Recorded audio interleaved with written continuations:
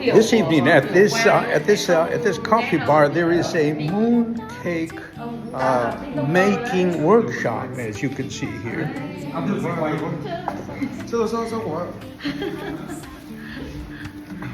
And of course, you know, the mooncake is associated with the Moon Festival, which is one of the important key festivals in this country. And the reason is that the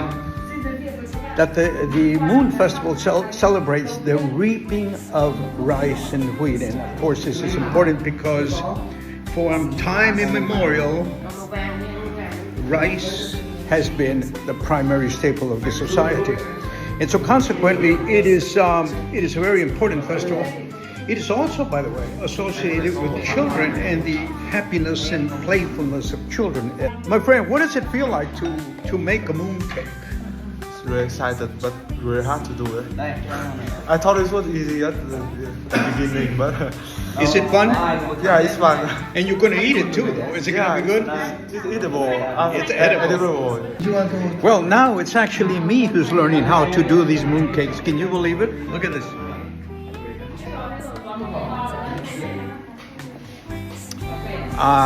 But you know, I'm not so good at doing these things. I think I suspect I shouldn't try to make a living out of making mooncakes. But it's a nice thing to do, isn't it? Well, and here is the finished product of this mooncake making workshop. And let's see how it is, shall we? Bảo cô bảo ông ấy mời những người nước ngoài đến đây.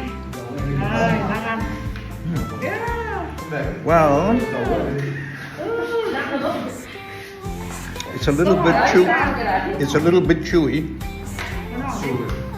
Is it supposed to be chewy? Yeah, and also you're not supposed to just think about it. Actually, like the traditional way to remove cut is to cut the cut into pieces. Oh. Into pieces.